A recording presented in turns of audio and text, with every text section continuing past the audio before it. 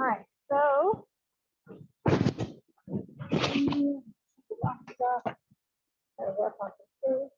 my name is Abby Burnett, and I am the English education coordinator for the Southern Region, and we are out in Boulder City today. Nice little quiet time. Bluegill was stocked into all the Southern Region ponds. Also up north, most of the urban ponds got trout, so I can pull the fish. This weekend, tomorrow, even better, if you can get out and go fishing with the today. I am going off of our normal PowerPoint that we do from the office or home, but wanted to give you guys an actual view of fishing. So we're going to give you some tips and tricks before you head out, let you know what kind of fish you're looking at and what they look for an ideal habitat. Bait, tackle, and other gear you need. Tips to practice your cast. So if you have younger kids or really beginners that aren't comfortable with casting, we highly recommend a little casting plug and something to catch in the yard. It's going to be a cardboard box kind of fun. And being a responsible recreator while you're out and about. Right. And if you have any questions, let us know along the way. The Q&A pops up better, but I can see the chat. That's on that. There we go. All right, so go over to some of my notes. Really cool. So a couple years ago, we simplified our fishing license. So now all you have to do is get online and get your fishing license. Anyone new to fishing in the state will need a social security number. So if you're applying for resident tax for youth, you will need a social security number for that, but you can start online as well. So if you need the QR code, I should email that to you, let us know. Also, SafeMeFishing.org is one of our partners, and they help advertise. So if you go to SafeMeFishing.org, you can get the link to get your fishing license. If you're 12 and older, you need one. There is a junior license for $16 for a whole year. So it's over $2 a month. If you're 12 to 17, and then 18 and older is $41. And that includes trout camp, shared waters, so you can fish anywhere along the Colorado River as long as Nevada's on one side of it, and same with Pliers as long as Nevada's on the other side.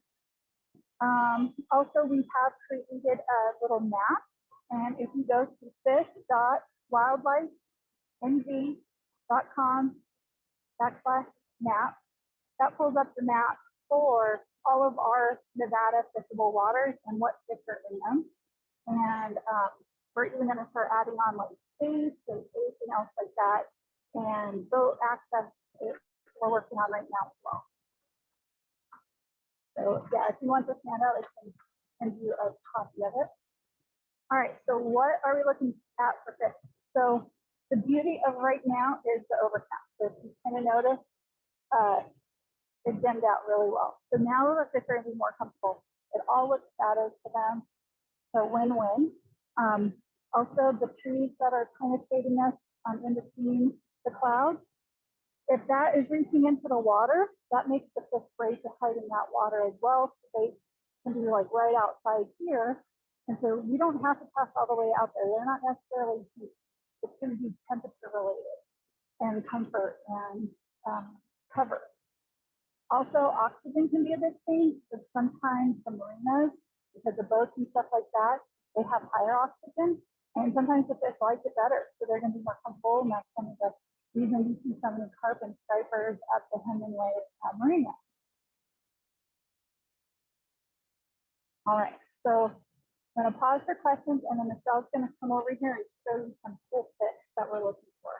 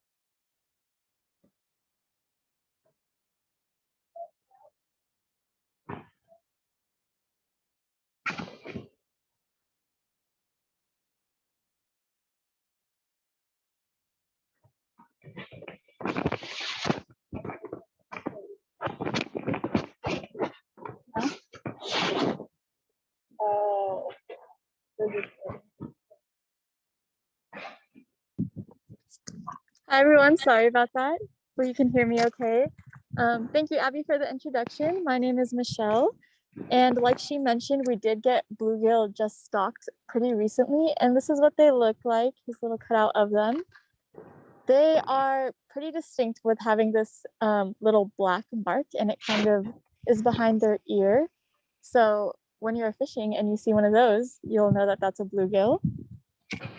And we do not have any, we're not expecting any trout in there right now. They'll next get stocked around Thanksgiving. But this is another illustration of the rainbow trout. And this is one of the channel catfish. And we are expecting to stock them pretty soon. So look out for those when you're fishing too. And pretty noticeable around our waters especially is, of course, the common carp. And they have a heavy presence around our waters, and they are pretty good to eat. So if you ever catch one of them while you are fishing, go ahead and try some cool recipes that you can find online. And I will hand it back over to Abby. Thank you. Oh, Dan, did you want to talk or just have a question?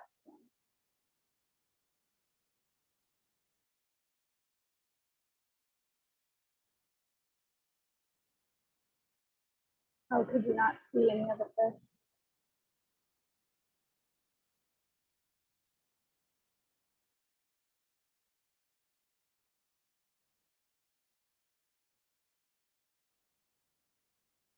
Okay. All right, sorry about that. And then actually while she's here, we'll kind of show you the goods here. You can see we have a hat like this. I do recommend a brimmed hat for beginners as well. That way you're protecting your ears from hooks, and sunglasses when it's just you. Polarized option. Nicole, or sorry, keep doing that. Michelle has glasses, mask because it's kind of busy out, and then a nice big airy brimmed hat for when it's nice and warm. And it has the nice little trout pattern underneath too. Can't go wrong with that. So also a breathable, nice long sleeve shirt. Claire over here too has the fishing jacket going and sleeves to protect her from the sun. You can see her skin's a little lighter. Also in this vest, it's more breathable. It's that sheer sun protection. And yep, has the bag. You can even put tackle containers in here. And then the cool thing about this one too is creates a breathable break in there, so it's not catching. And this one's more of a fishing one too. So if you get a magnetic net or even a nice hook net, you can put the little net right on the back, and then that way you can just reach back and grab it and pull it forward to catch your fish. So some of the really cool tackle boxes that fit in these jackets, something like this, has their old phone number on it. You can see everything in here, and it's nice and small. You can see I have smaller hands. So these smaller containers are awesome. So long. So in this one, it has 8 compartments. They're already pre-made, so it's just for smaller ones. This is going to be our bluegill tackle container, and it's got little red hooks, size 10. It has some Griffith snaps and some midges. Also a drop shot weight that we can tie on the end of the line, and then some little bullet weights, and the little I'm drawing a blank. I call them little Pac-Man, little split shots. I don't know why that was hard to think of. Little split shots that you clamp on. And the awesomeness about those, either to keep your weight up,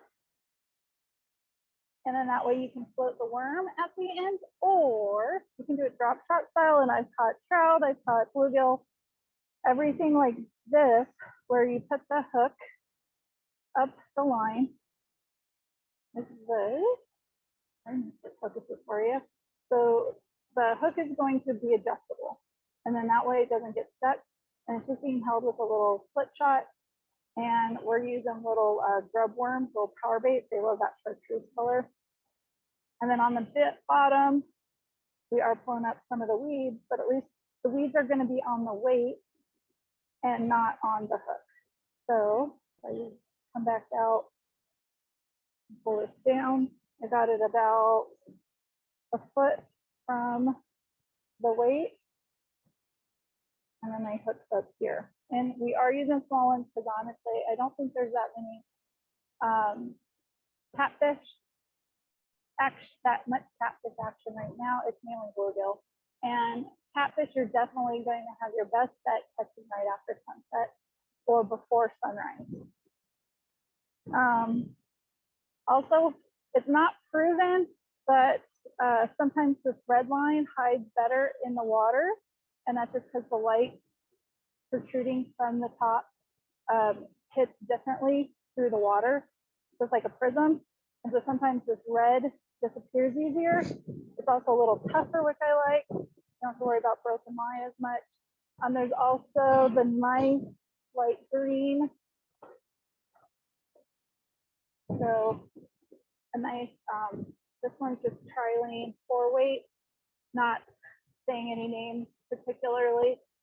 Just honestly, whatever you can find right now. It's still kind of slim sometimes, but this light green blends in with the water perfectly. So it's pretty strong. Low vis green, so that's pretty nice. Some other here is the bag we're using today. This is my waterproof. It's pretty much my boat bag or fishing bag, and it's a cooler, so we can put the worms in here with a little ice pack and a gallon bag. Put that in there, and then put whatever else we need to, like all of our little containers right in there. We have plenty of room, and it just fits on the bag, and then water's on the side, of course.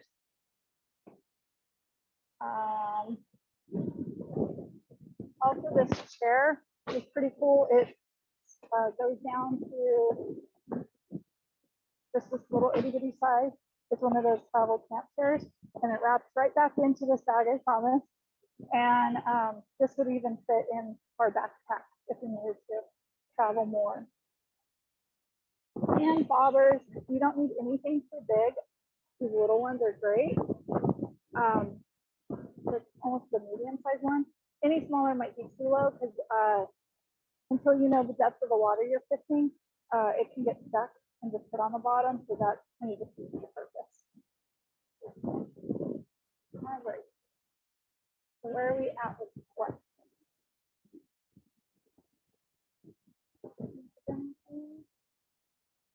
What we're looking for. All right. So we are going to cut over to Claire, and she's going to show you some potential fish food in the water here, and then we'll get back to some more lures. But it's definitely a place to fish.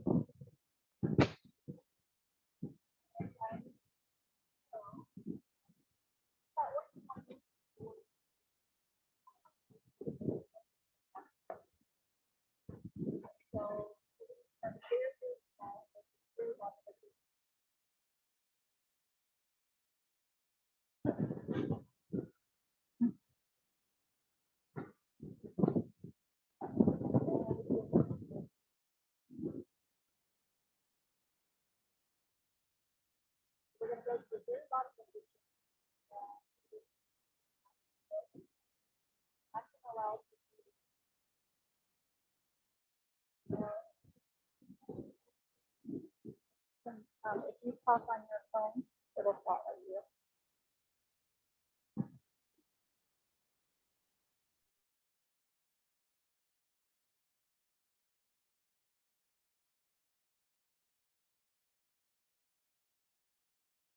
All right, can you guys hear me now? Yeah? Okay. So just bear with us.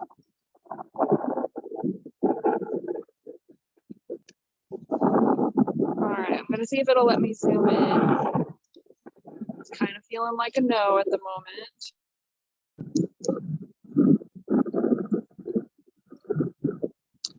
we'll just make do with what we've got.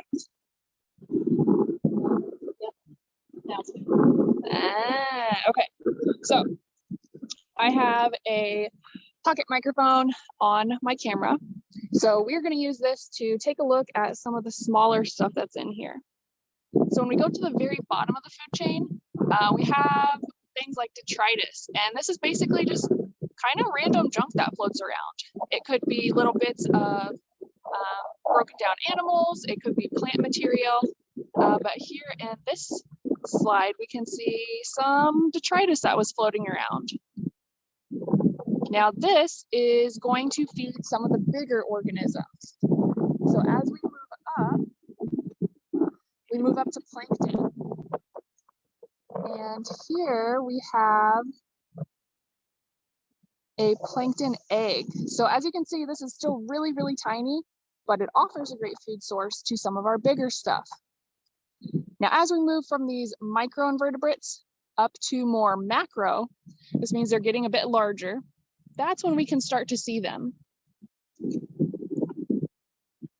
So here I have a slide of a gnat. Let's see if we can find him. There we go. So this is just like a common gnat that you'd find flying around your house. And we can see him in just a little bit more detail. So these flying insects, and especially the nymphs and smaller ones, make the perfect food option for the fish that are out here. Now, as we move up in size even more, we have some of our flying insects like dragonflies. Now, this one is just the abdomen of a dragonfly, but this is just one small piece of these insects that the fish would be eating. So as you get bigger and bigger, you want to start thinking about what would these fish be interested in eating right now. So earlier I was fishing and I'm out here trying to get some bluegill.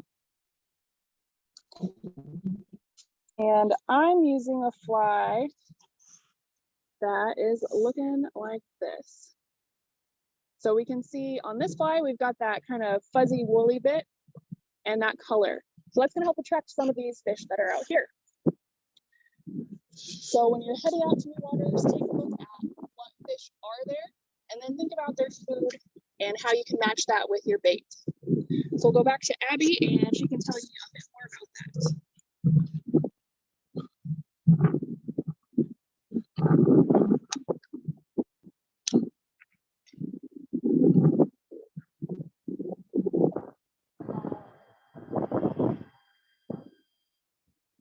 So one of our favorite lures too, and this one's not going to mimic a food necessarily, but it is going to attract them.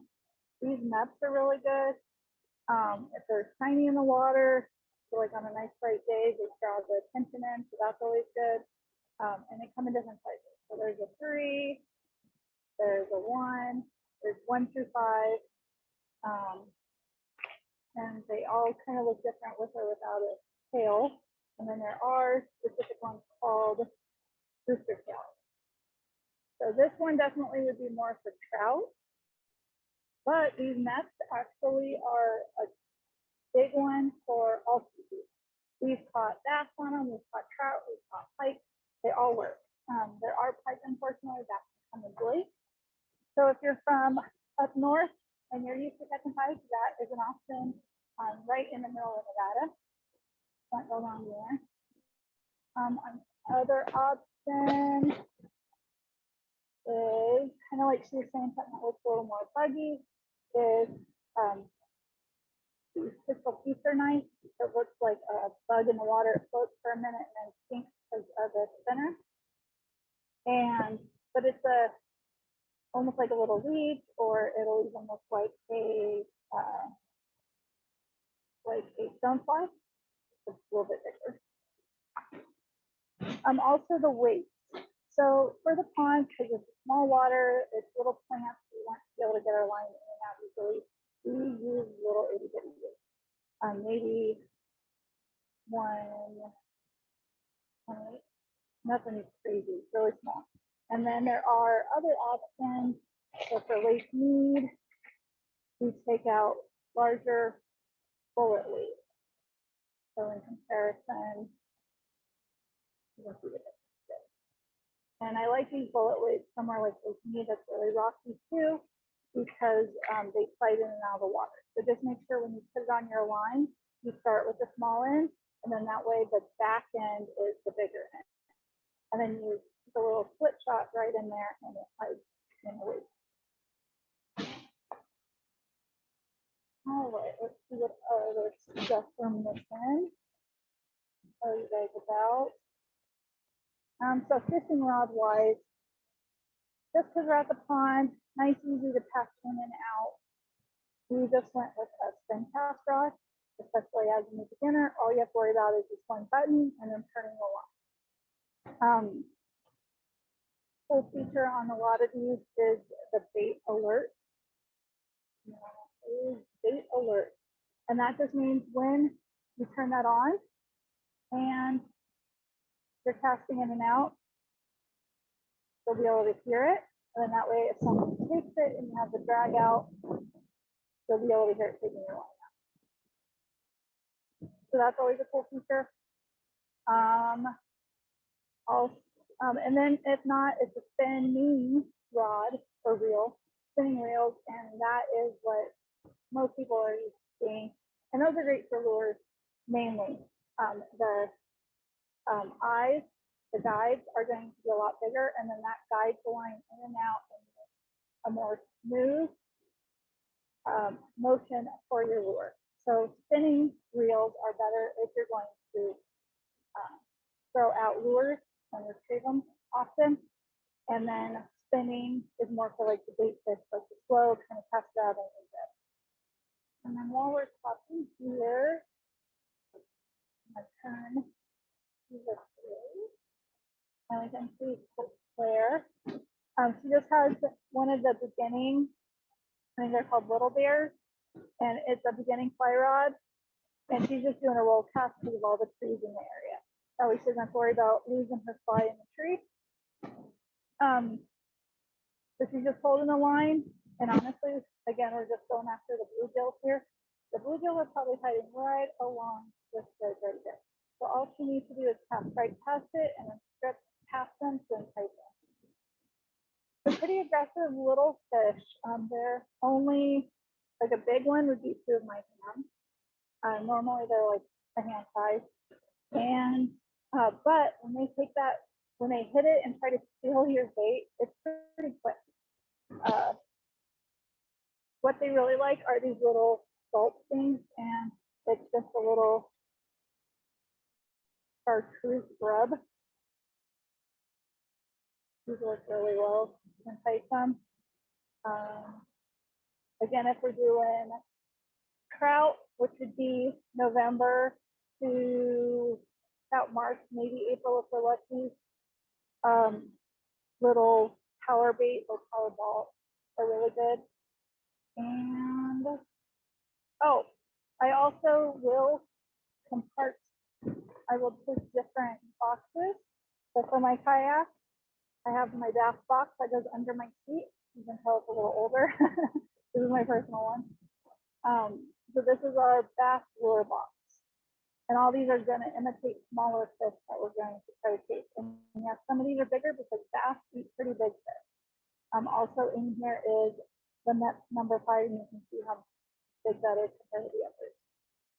These are all going to imitate fish. We like to use the silver. It'll imitate a fledged and shad. Our rainbow pattern there, also another trout pattern. This also has spots, kind of like a rainbow. And that's like a big net feature tail, so this is a really good type one. So also organizing your gear so you can just grab and go is always a good one. Having a checklist, again, fishing.org has a great beginning checklist for you. Oh, and then baits. So again, like I was saying, with an insulated backpack, you can have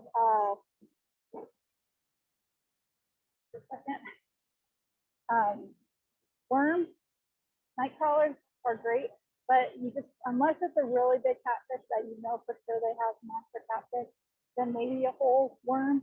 But if it's smaller fish, definitely like a third of a night crawler or a half at the most, and then mealworms work really, really, really well. And I also want to show a great beginning option for younger kids, something to entice them.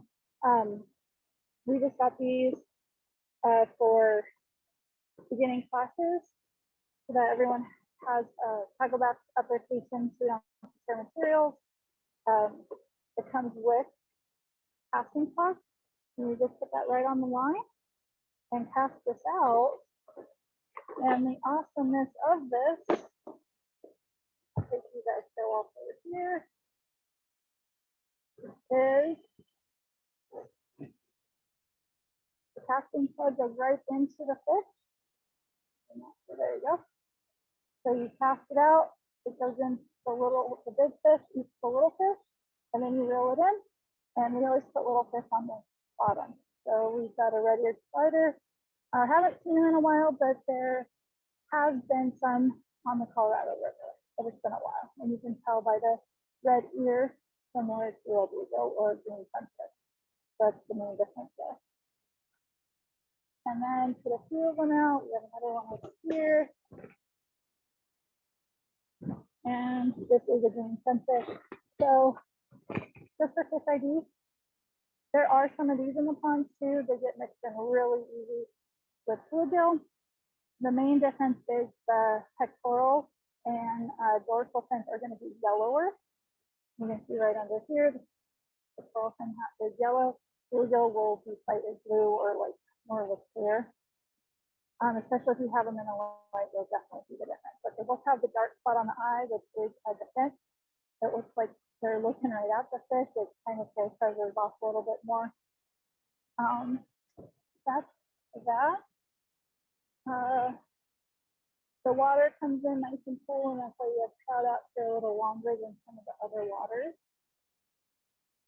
Enjoy the chair that you have here. The rocks you can just sit down, or we have a bench with all of our gear. And just hoping the mallard was going to come over and show us her babies. So there's some little ducklings out on the water today. So great birding and enjoying nature while you're out here. Do you have any questions? Anything you were hoping to find out that I may have missed for you?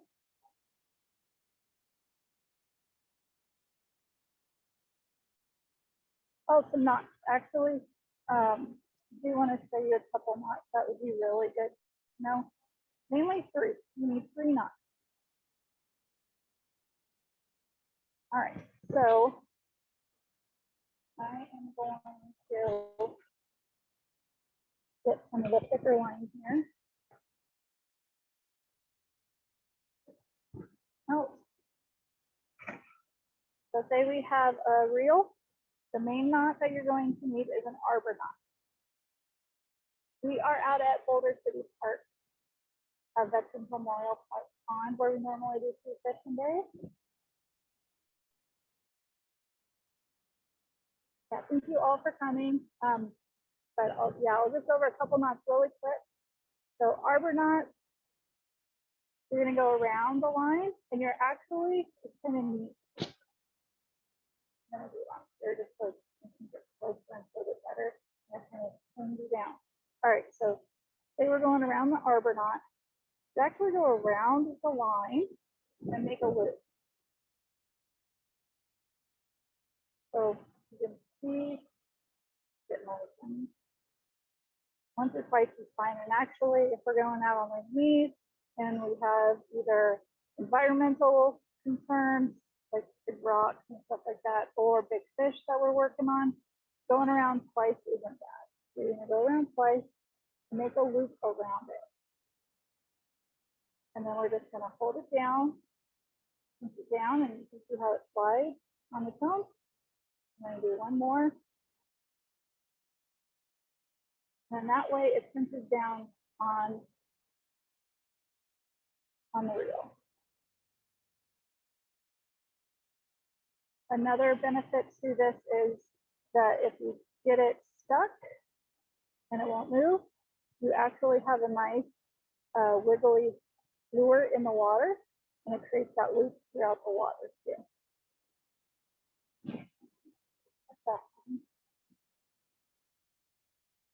And I always put my garbage and to get home over my bag.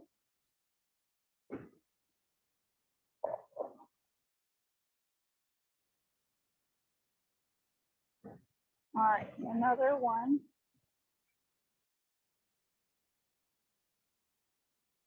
There's a polymer knot. Well, yeah, I'd like to show you the polymer knot first. I think it's the easiest, but you have to have a little bit bigger hook. So it's not ideal for some of our soft trout or bluegill hooks, which are, you know, 8 to 14s. All right, so you have a lure with a good size eye. And I'm going to go through the whole one. I'm going to come back through. I'm going to go through again. Holding that loop. And then that creates that string knot, right? So double. And then I'm actually confusing myself again. Sorry, I did that wrong. That's how I do my improved swim knot. My fisherman's knot. It's not the strongest one. All right, sorry. So you bend the line for a polymer knot. Bend the line through the hole. Push it through. And now you have the loop coming through. And you want to make sure it's longer than your lure. So a little bit longer to make sure. And make sure that it's a nice and long loop on the end. In front of me, so you can see. And we're actually going to tuck it below the lure and pull right on up. And push down. And you can see the knot right there. And now you have a nice strong knot, not going anywhere, and pulling it down. I also don't want to pull too hard on this since it is rubber, so you don't break it.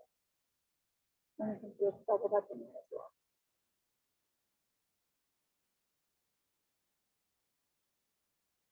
All right, next one is the ever popular fisherman's knot. And like I said, if I have room in the eye, I go around twice. And that gives a little more time and strength on there. And this is the one that you split. So they have the awesome tools for it. But it's easiest if you hold the lure or the hook and you twist 4 or 5 times. You go back through the hole above the eye. And then now you've created a little loop on the side here and go back through that. So I hold the main line and it's called the tag in. So you have the main line and the tag in here. So that and it comes down. Do that. Also side. This isn't the easiest one to put down on. Also making sure it's wet so that you're not ripping the line. Just, if I can't get my hands wet, then I just do it with my hand. Slide it down. And you'll see how it stacks on top of each. So those are the 3 knots you need to know. You can go to animatedknots.com and it literally walks you through it. You can slow down the timer and video and go back and forth. We also have some videos on our YouTube channel where this will be stored with all of it. And all of this is possible because I have a nice multi-tool. I like this one because it's pinched, so it stays open until you need it. Kind of like scissors. The cutter's right there in the middle, and then it has the little hook. So sometimes these are called angling pliers. And this also helps if you have to replace the eye on your lure. But then you have a knife, and then you have other tools on here And that's it. And they're a little extra tricky. So these weren't much at all. And then they go into the pocket, so they're pretty small. So usually just keep them in my backpack. I'm worried about it. All right. Any other questions?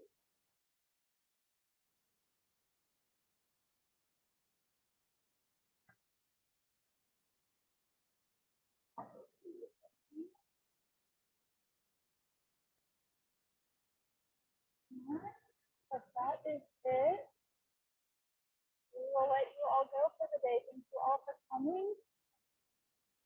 We have our other programs. If you need any advice on anything, please email me. I will hold what we usually put at the end. Responsible recreation, giving each of your anglers room along the shoreline. Thank you guys for coming out. Hopefully that's not backwards for you, but it's days our next meet at bendow.org. There will be a survey popping up as you exit. If you can fill it out, let us know how we did, what you'd like to see next. Thank you all for coming.